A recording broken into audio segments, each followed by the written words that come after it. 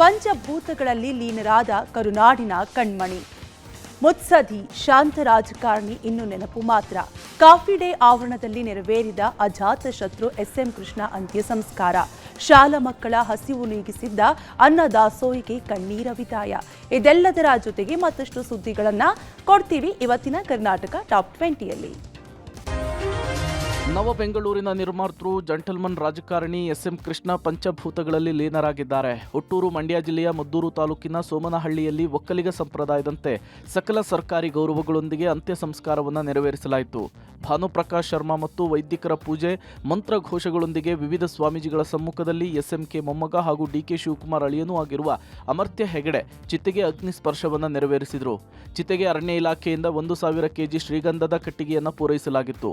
ಬಾಳೆ ಎಲೆಯಲ್ಲಿ ಪಾರ್ಥಿವ ಶರೀರವನ್ನು ಮುಚ್ಚಿ 50 ಕೆಜಿ ತುಪ್ಪ ಬಳಸಿ ಚಿತೆಗೆ ಅಗ್ನಿ ಸ್ಪರ್ಶವನ್ನು ಮಾಡಲಾಯಿತು. ಹುಟ್ಟೂರು ಸೋಮನಹಳ್ಳಿಯಲ್ಲಿರುವ ಕಾಫಿ ಡೇ ಆವರಣದಲ್ಲಿ ಅಜಾತಶತ್ರು ಎಸ್ಎಂ ಕೃಷ್ಣ ಅಂತ್ಯ ಸಂಸ್ಕಾರ ನೆರವೇರಿತು.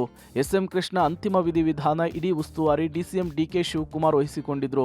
ಇನ್ನು ಅಂತ್ಯ ಸಂಸ್ಕಾರದ ವೇಳೆ ಎಸ್ಎಂಕೆ ಕುಟುಂಬಸ್ಥರು ಸಿಎಂ ಸಿದ್ದರಾಮಯ್ಯ, ಡಿಸಿಎಂ, ವಿಪಕ್ಷ ನಾಯಕ ಆರ್ ಅಶೋಕ್, ಕೇಂದ್ರ ಸಚಿವ ಪ್ರಹ್ಲಾದ್ ಜೋಶಿ, ಎಚ್ಡಿ ಕುಮಾರಸ್ವಾಮಿ, ಮಾಜಿ ಸಿಎಂ ಬಿಎಸ್ವೈ, ಬೊಮ್ಮಾಯಿ, ಸಚಿವರು, ಶಾಸಕರು, ಸಂಸದರು, ಮಾಜಿ ಶಾಸಕರು, ನಿರ್ಮಲಾನಂದ ಶ್ರೀಗಳು ಸೇರಿದಂತೆ ಪ್ರಮುಖ ಮಠಗಳ ಪೀಠಾಧಿಪತಿಗಳು ಕೂಡ ಹಾಜರಿದ್ದರು.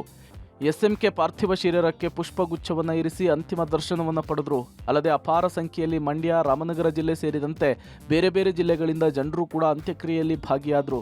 ಅಂತಿಮವಾಗಿ ಪಂಚಭೂತಗಳಲ್ಲಿ ಲೀನವಾಗುವ ಮೂಲಕ ಕರುನಾಡಿನ ಕಣ್ಮಣಿ ಕೃಷ್ಣ ಅಮರರಾದರು. ಎಸ್ಎಂ ಕೃಷ್ಣ ಅಗಲಿಕೆಯಿಂದ ಕರುನಾಡು ಶೋಕಸಾಗರದಲ್ಲಿದೆ. ಎಸ್ಎಂ ಕೃಷ್ಣ ನಿಧನಕ್ಕೆ ರಾಜಕೀಯ ಗಣ್ಯರು, ಸಿನಿಮಾ ತಾರೆಯರು, ರಾಜ್ಯದ ಜನ ಕಂಬನಿ ಮಿಡಿದಿದ್ದಾರೆ. ಯುಟಿ ಖಾದರ್ ಮಾತನಾಡಿ, ಅತ್ಯಂತ ದೂರದೃಷ್ಟಿಯುಳ್ಳ ನಾಯಕ. ಅವರ ಅಗಲಿಕೆ ನೋವು ಸಮಾಜಕ್ಕೆ ತುಂಬಲಾರದ ನಷ್ಟ. ಒಂದೇ ಒಂದು ಕಪ್ಪು ಚುಕ್ಕೆ ಇಲ್ಲದೆ ಕೆಲಸ ಮಾಡಿದವರು. ಯಾವುದೇ ಸನ್ನಿವೇಶವಿದ್ರೂ ಕೂಡ ಸಮರ್ಪಕವಾಗಿ ಸ್ವೀಕರಿಸುತ್ತಿದ್ರು. ಬೆಂಗಳೂರಿನ ಹಲವು ಯೋಜನೆಗಳಿಗೆ ಅವರ ಕೊಡುಗೆ ಇದೆ ಅಂತೇಳಿ ಸಂತಾಪ ಸೂಚಿಸಿದರು. ಎಚ್ ಕೆ ಪಾಟೀಲ್ ಮಾತನಾಡಿ, ಕರ್ನಾಟಕವನ್ನು ಅದ್ಭುತವಾಗಿ ಬದಲಾಯಿಸಿದ ಸಿಎಂ. ಬೆಂಗಳೂರು ಜಾಗತಿಕವಾಗಿ ಆಕರ್ಷಣೀಯ ಸ್ಥಳವಾಗಲು ಎಸ್ಎಂಕೆ ಕಾರಣ. ಯಶಸ್ವಿನಿ ಬಿಸಿಯೂಟ, ಸ್ತ್ರೀ ಶಕ್ತಿ ಕಾರ್ಯಕ್ರಮಗಳ ಮೂಲಕ ಬಡವರಿಗೆ ನೆರವು, ಉತ್ತರ ಕರ್ನಾಟಕಕ್ಕೆ ಸಾಕಷ್ಟು ಕೊಡುಗೆಯನ್ನು ಕೊಟ್ಟಿದ್ದಾರೆ ಅಂತ ಸ್ಮರಿಸಿದರು. ಕರ್ನಾಟಕ ರಾಜ್ಯದ ಪ್ರಖ್ಯಾತಿ ಪಡೆದ ರಾಜ್ಯದ ಮಾಜಿ ಮುಖ್ಯಮಂತ್ರಿ. ಐಟಿ-ಬಿಟಿ ಬ್ರ್ಯಾಂಡ್ ಬೆಂಗಳೂರು ಪರಿಕಲ್ಪನೆಯ ಬಗ್ಗೆ ದೇಶಕ್ಕೆ ತೋರಿಸಿದವರು. ಅವರ ಅಗಲಿಕೆ ದುಃಖ ತರಿಸಿದೆ ಅಂತೇಳಿ ಶಿವಲಿಂಗೇಗೌಡರು ಭಾವುಕರಾದರು. ಎಸ್ಎಂ ಕೃಷ್ಣ ಅವರ ಜೀವನದ ವ್ಯಕ್ತಿತ್ವವೇ ಯುವ ರಾಜಕಾರಣಿಗಳಿಗೆ ಮತ್ತು ಯುವ ಜನಾಂಗಕ್ಕೆ ಒಂದು ಸಂದೇಶ. ಯಾರನ್ನು ಕೂಡ ಎದ್ದು ಕೂಡ ದ್ವೇಷಿಸಲಿಲ್ಲ. ಬಹುಶಃ ನಾವೆಲ್ಲರೂ ಕೂಡ ಕಲಿಬೇಕಾದಂಥ ವ್ಯಕ್ತಿತ್ವ ಅಂತ ಹೇಳಲಿಕ್ಕೆ ನಾನು ಬಯಸಿ ಅವರ ಆತ್ಮಕ್ಕೆ ಶಾಂತಿ ಸಿಗಲಿ. ಐಟಿ-ಬಿಟಿ ಮುಖಾಂತರ ಬೆಂಗಳೂರನ್ನು ಎಲ್ಲರ ಗಮನಕ್ಕೆ ಬರೋ ಹಾಗೆ ಮಾಡಿದರು. ಜಗತ್ತಿನ ಪ್ರಸಿದ್ಧ ಕೇಂದ್ರವನ್ನಾಗಿ ಕರ್ನಾಟಕವನ್ನು ಮಾಡಿದವರು ಎಸ್ಎಂ ಕೃಷ್ಣ. ಒಬ್ಬ ಧೀಮಂತ ನಾಯಕನನ್ನು ಎದೆ ಭಾರದಿಂದ ನಾವು ವಿದಾಯವನ್ನು ಮಾಡ್ತಾ ಇದ್ದೀವಿ. ಅವರು ಅತ್ಯಂತ ಒಬ್ಬ ಮಾನವೀಯ ಗುಣಗಳಿರುವಂಥ ಎಸ್ಎಂ ಕೃಷ್ಣ ಅವರು. ಮಾಜಿ ಸಿಎಂ ಎಸ್ಎಂ ಕೃಷ್ಣ ಪಾರ್ಥಿವ ಶರೀರ ಅಂತಿಮ ಯಾತ್ರೆ ಬೆಂಗಳೂರಿನ ಸದಾಶಿವನಗರದಿಂದ ಆರಂಭಗೊಂಡು ಮಂಡ್ಯ ಜಿಲ್ಲೆಯ ಮದ್ದೂರು ತಾಲೂಕಿನ ಸೋಮನಹಳ್ಳಿಯವರೆಗೆ ಸಾಗಿತು. ರಸ್ತೆಯ ಇಕ್ಕೆಲಗಳಲ್ಲೂ ಸಾವಿರಾರು ಜನರು ಅಂತಿಮ ದರ್ಶನ ಪಡೆದುಕೊಂಡರು. ಎಸ್ಎಂ ಕೃಷ್ಣ ಅಂತಿಮ ಯಾತ್ರೆಗೆಂದು ವಿಶೇಷವಾಗಿ ವಾಹನವನ್ನ ಸಿದ್ಧಪಡಿಸಲಾಗಿತ್ತು.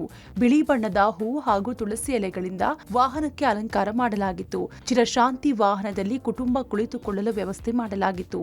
ವಾಹನದ ಎರಡೂ ಬದಿಗಳಲ್ಲಿ ಪಾರ್ಥಿವ ಶರೀರ ಕಾಣುವಂತೆ ಸಿದ್ಧತೆ ಮಾಡಲಾಗಿತ್ತು. ಗಾಜಿನಿಂದ ಕೂಡಿರುವ ಚಿರಶಾಂತಿ ವಾಹನದ ಮುಂಭಾಗದಲ್ಲಿ ಎಸ್ಎಂ ಕೃಷ್ಣ ಭಾವಚಿತ್ರ ಅಳವಡಿಸಲಾಗಿತ್ತು. ಸೇವಂತಿಗೆ, ತುಳಸಿ, ಗುಲಾಬಿ, ಮಿಕ್ಸ್ ಲೀವ್ಸ್, ಜಿಪ್ಸ್ ಹೂವಿನಿಂದ ಅಲಂಕಾರ ಮಾಡಲಾಗಿತ್ತು. ರಾಜ್ಯದ ಧೀಮಂತ ನಾಯಕ, ಆಧುನಿಕ ಬೆಂಗಳೂರಿನ ನಿರ್ಮಾತೃ, ಮಾಜಿ ಸಿಎಂ ಎಸ್ಎಂ ಕೃಷ್ಣ ಪಂಚಭೂತಗಳಲ್ಲಿ ಲೀನರಾಗಿದ್ದಾರೆ. ಬೆಂಗಳೂರಿನಿಂದ ಹೊರಟಂತಹ ಅವರ ಅಂತಿಮ ಯಾತ್ರೆಯಲ್ಲಿ ಸಾವಿರಾರು ಮಂದಿ ಭಾಗಿಯಾದರು, ಗೌರವ ಸಮರ್ಪಿಸಿದ್ದಾರೆ. ರಸ್ತೆಯ ಇಕ್ಕೆಲೆಗಳಲ್ಲಿ ನಿಂತು ಪುಷ್ಪ ನಮನ ಸಲ್ಲಿಸಿದರು. ಸದಾಶಿವನಗರ ನಿವಾಸದಲ್ಲಿ ಪೂಜಾ ವಿಧಿವಿಧಾನ ಪೂರೈಸಿದ ಬಳಿಕ ಎಸ್ಎಂ ಕೃಷ್ಣ ಅಂತಿಮ ಯಾತ್ರೆಯ ವಾಹನ ಮದ್ದೂರಿನ ಸೋಮನಹಳ್ಳಿ ಕಡೆಗೆ ಪ್ರಯಾಣಿಸಿತು. ಹೂವಿನಿಂದ ಅಲಂಕೃತಗೊಂಡ ವಾಹನದಲ್ಲಿ ಪಾರ್ಥಿವ ಶರೀರದ ಪಕ್ಕದಲ್ಲೇ ಕೂತು ಡಿಸಿಎಂ ಡಿಕೆ ಶಿವಕುಮಾರ್ ಪ್ರಯಾಣಿಸಿದರು. ಟೌನ್ ಹಾಲ್, ಸ್ಯಾಟಲೈಟ್ ಬಸ್ ನಿಲ್ದಾಣ, ನಾಯಂಡಹಳ್ಳಿ, ಆರ್ಆರ್ ನಗರದ ರಸ್ತೆ ಬದಿಗಳಲ್ಲಿ ಜನ ನಿಂತು ಅಂತಿಮ ನಮನ ಸಲ್ಲಿಸಿದರು. ಆರ್ಆರ್ ನಗರ ದಾಟಿ ಕೆಂಗೇರಿ ಬಳಿಗೆ ಪಾರ್ಥಿವ ಶರೀರ ತಲುಪ್ತಾ ಇದ್ದ ಹಾಗೆ ಮಾಜಿ ಸಚಿವ ಎಸ್ಟಿ ಸೋಮಶೇಖರ್ ಅಂತಿಮ ದರ್ಶನ ಪಡೆದರು. ಕೆಂಗೇರಿ ಬಳಿ ನಿಂತಿದ್ದ ನೂರಾರು ಅಭಿಮಾನಿಗಳು ಪುಷ್ಪ ನಮನ ಸಲ್ಲಿಸಿದರು. ಪಾರ್ಥಿವ ಶರೀರದ ದರ್ಶನವನ್ನ ಪಡೆದುಕೊಂಡರು. ಬೆಂಗಳೂರಿನಿಂದ ಮದ್ದೂರಿನ ಸೋಮನಹಳ್ಳಿವರೆಗೆ ತೆರೆದ ವಾಹನದಲ್ಲಿ ಪಾರ್ಥಿವ ಶರೀರ ಮೆರವಣಿಗೆ ಮಾಡಲಾಯಿತು. ಬೆಂಗಳೂರಷ್ಟೇ ಅಲ್ಲದೆ ಬಿಡದಿ, ರಾಮನಗರ, ಚನ್ನಪಟ್ಟಣ ಅಭಿಮಾನಿಗಳು ಅಂತಿಮ ನಮನ ಸಲ್ಲಿಸಿದ್ರು. ಬಿಡದಿಯಿಂದ ರಾಮನಗರ ಜಿಲ್ಲೆ ಪ್ರವೇಶಿಸುತ್ತಿದ್ದಂತೆ ಐಜೂರು ವೃತ್ತದಲ್ಲಿ ನೂರಾರು ಮಂದಿ ದರ್ಶನ ಪಡೆದರು. ಬಳಿಕ ರಾಮನಗರದ ಬಸ್ ನಿಲ್ದಾಣ ತಲುಪುತ್ತಿದ್ದಂತೆ ಬಸ್ ನಿಲ್ದಾಣದ ಬಳಿ ಸಾವಿರಾರು ಮಂದಿ ನೆರೆದಿದ್ರು. ಕೆಲಕಾಲ ದರ್ಶನಕ್ಕೆ ಪೊಲೀಸರು ಅವಕಾಶ ಮಾಡಿಕೊಟ್ರು. ರಾಮನಗರದಿಂದ ಚನ್ನಪಟ್ಟಣಕ್ಕೆ ಅಂತಿಮ ಯಾತ್ರೆ ತಲುಪಿತು. ಚನ್ನಪಟ್ಟಣದಲ್ಲೂ ಸಾವಿರಾರು ಮಂದಿ ಪಾರ್ಥಿವ ಶರೀರ ದರ್ಶನ ಪಡೆದ್ರು. ಜೆಂಟಲ್ಮ್ಯಾನ್ ನಾಯಕನಿಗೆ ಗೌರವ ವಿದಾಯ ಹೇಳಿದ್ರು.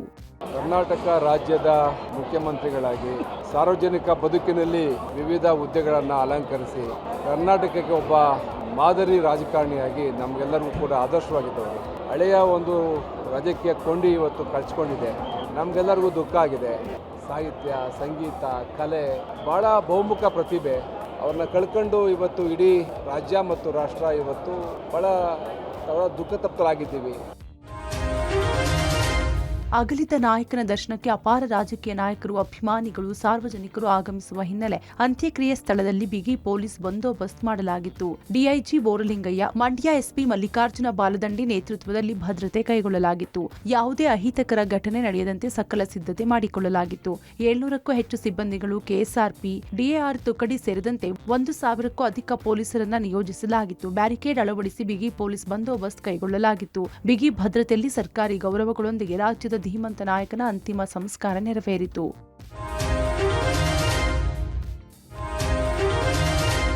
ಮಾಜಿ ಮುಖ್ಯಮಂತ್ರಿ, ಮಾಜಿ ವಿದೇಶಾಂಗ ಸಚಿವ ಎಸ್ಎಂ ಕೃಷ್ಣ ನಿಧನಕ್ಕೆ ಸಂತಾಪ ಸೂಚಿಸಿ ಪ್ರಧಾನಿ ನರೇಂದ್ರ ಮೋದಿ ನಿನ್ನೆ ರಾತ್ರಿ ಶೋಕ ಸಂದೇಶ ಕಳಿಸಿದ್ದಾರೆ. ಕೇಂದ್ರ ಸರ್ಕಾರದ ಪರವಾಗಿ ಆಹಾರ ಮತ್ತು ನಾಗರಿಕ ಸರಬರಾಜು ಸಚಿವ ಪ್ರಹ್ಲಾದ್ ಜೋಶಿ ಮೂಲಕ ಪ್ರಧಾನಿ ಮೋದಿ ಶೋಕ ಸಂದೇಶವುಳ್ಳ ಪತ್ರ ಕಳಿಸಿದ್ದಾರೆ.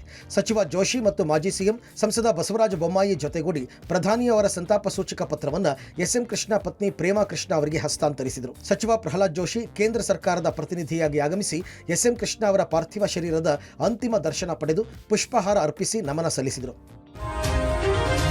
ಮಾಜಿ ಶಾಸಕ ಉಗ್ರಾಣ ನಿಗಮದ ಅಧ್ಯಕ್ಷ ಎಸ್ ಜಯಣ್ಣ ನಿನ್ನೆ ಹೃದಯಾಘಾತದಿಂದ ನಿಧನರಾಗಿದ್ರು. ಗೃಹ ಪ್ರವೇಶ ಆಹ್ವಾನ ಪತ್ರಿಕೆ ಕೊಡಲು ಮೈಸೂರಿಗೆ ತೆರಳುತ್ತಾ ಇದ್ದ ವೇಳೆ ಕೊಳ್ಳೇಗಾಲ ತಾಲೂಕಿನ ಉತ್ತಂಬಳ್ಳಿ ಬಳಿ ಏಕಾಏಕಿ ಕೆಮ್ಮು ಹಾಗೂ ಎದೆನೋವು ಕಾಣಿಸಿಕೊಂಡು ಹೃದಯಾಘಾತವಾಗಿ ಸಾವನ್ನಪ್ಪಿದ್ರು. ಕೊಳ್ಳೇಗಾಲಕ್ಕೆ ಭೇಟಿ ಕೊಟ್ಟ ಮುಖ್ಯಮಂತ್ರಿ ಸಿದ್ದರಾಮಯ್ಯ ಅತ್ಯಾಪ್ತ ಜಯಣ್ಣ ಪಾರ್ಥಿವ ಶರೀರದ ದರ್ಶನ ಪಡೆದರು. ಸಕಲ ಸರ್ಕಾರಿ ಗೌರವಗಳೊಂದಿಗೆ ಯಳಂದೂರು ತಾಲೂಕಿನ ಮಾಂಬಳ್ಳಿಯಲ್ಲಿ ಅಂತ್ಯಕ್ರಿಯೆ ನಡೆಯಿತು. ಸಿಎಂ ಜೊತೆಗೆ ಉಸ್ತುವಾರಿ ಸಚಿವ ವೆಂಕಟೇಶ್, ಸಚಿವ ಮಹದೇವಪ್ಪ, ಶಾಸಕ ಯತೀಂದ್ರ ಸಿದ್ದರಾಮಯ್ಯ ಸೇರಿ ಹಲವರು ಭಾಗಿಯಾಗಿದ್ರು. ಮುರುಡೇಶ್ವರದಲ್ಲಿ ಸಮುದ್ರ ಪಾಲಾಗಿದ್ದ ಮುಳಬಾಗಿಲಿನ ಎಂ ಕೊತ್ತೂರು ಗ್ರಾಮದ ಮೊರಾರ್ಜಿ ವಸತಿ ಶಾಲೆಯ 3 ವಿದ್ಯಾರ್ಥಿನಿಯರ ಶವಗಳು ಇಂದು ಪತ್ತೆಯಾಗಿವೆ. ಮೃತರನ್ನ 15 ವರ್ಷದ ದೀಕ್ಷಾ, ಲಾವಣ್ಯ, ವಂದನಾ ಎಂದು ಗುರುತಿಸಲಾಗಿದೆ. ಇದರೊಂದಿಗೆ ಮೃತರ ಸಂಖ್ಯೆ 4ಕ್ಕೆ ಏರಿಕೆಯಾಗಿದೆ. ನಿನ್ನೆ ಶ್ರಾವಂತಿ ಶವ ಪತ್ತೆಯಾಗಿತ್ತು. ಮಕ್ಕಳನ್ನ ಕಳೆದುಕೊಂಡ ಪೋಷಕರ ಆಕ್ರಂದನ ಮುಗಿಲು ಮುಟ್ಟಿದೆ. ನಿರ್ಲಕ್ಷ್ಯ ಆರೋಪದ ಮೇಲೆ ಮುಖ್ಯ ಶಿಕ್ಷಕಿ ಶಶಿಕಲಾ, ಶಿಕ್ಷಕ ಸುನಿಲ್, ಚೌಡಪ್ಪ, ವಿಶ್ವನಾಥ್, ಶಾರದಮ್ಮ, ನರೇಶ್ ವಿರುದ್ಧ ಪೊಲೀಸರು ಸ್ವಯಂ ಪ್ರೇರಿತ ಪ್ರಕರಣ ದಾಖಲಿಸಿಕೊಂಡಿದ್ದಾರೆ. ಪ್ರಕರಣ ಸಂಬಂಧ ಮುಖ್ಯ ಶಿಕ್ಷಕಿಯನ್ನ ಸಸ್ಪೆಂಡ್ ಮಾಡಲಾಗಿದೆ. 6 ಅತಿಥಿ ಶಿಕ್ಷಕರು ಮತ್ತು ಡಿ ಗ್ರೂಪ್ ಸಿಬ್ಬಂದಿಯನ್ನ ಕ್ರೈಸ್ ವಜಾ ಮಾಡಿದೆ. ಎಂ ಕೊತ್ತನೂರಿನ ಮೊರಾರ್ಜಿ ಶಾಲೆ ಬಳಿ ಜಮಾಯಿಸಿದ ನೂರಾರು ಜನ ಆಕ್ರೋಶ ಹೊರಹಾಕಿದ್ರು. 4 ಮಕ್ಕಳ ಸಾವಿಗೆ ಸಿಎಂ ಸಂತಾಪ ಸೂಚಿಸಿದ್ದಾರೆ. ಮೃತರ ಕುಟುಂಬಗಳಿಗೆ ರಾಜ್ಯ ಸರ್ಕಾರ ತಲಾ 5 ಲಕ್ಷ ಪರಿಹಾರ ಪ್ರಕಟಿಸಿದೆ.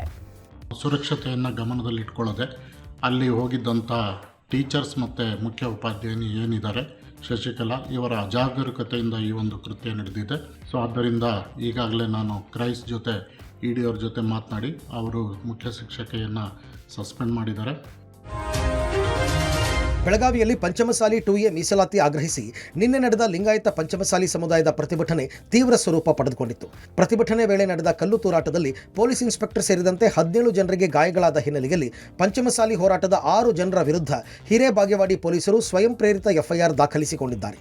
ಸುವರ್ಣಸೌಧಕ್ಕೆ ಮುತ್ತಿಗೆ ಹಾಕಲು ಜನರಿಗೆ ಪ್ರಚೋದನೆ, ರಾಷ್ಟ್ರೀಯ ಹೆದ್ದಾರಿ ಬಳಿ ಹಾಕಿದ್ದ ಬ್ಯಾರಿಕೇಡ್ ತಳ್ಳಿ ಗಲಾಟೆ, ಪೊಲೀಸರ ಮೇಲೆ ಕಲ್ಲು ಚಪ್ಪಲಿ ಎಸೆದು ಗಲಭೆ, 7 ಸರ್ಕಾರಿ ಬಸ್, 3 ಪೊಲೀಸ್ ವಾಹನ ಜಖಂ, ವಿವಿಧ ಕಲಂನಲ್ಲಿ ಹೋರಾಟಗಾರರ ವಿರುದ್ಧ ಕೇಸ್ ದಾಖಲಾಗಿದೆ. ಕಲ್ಲು ಎಸೆದ ನಿಂಗಪ್ಪ ಬಣದ್, ರಾಮಪ್ಪ ಫಕೀರಗೌಡ, ಉಮೇಶ್ ಇಂಗ್ಳೆಗಾಂವ್, ಮಂಜುನಾಥ್ ಬೆಂಡಿಗೇರಿ, ಮಂಜುನಾಥ್ ಗುಮ್ಮಗೋಳ ಹಾಗೂ ಇತರರ ಮೇಲೆ ಎಫ್ಐಆರ್ ದಾಖಲಾಗಿದೆ.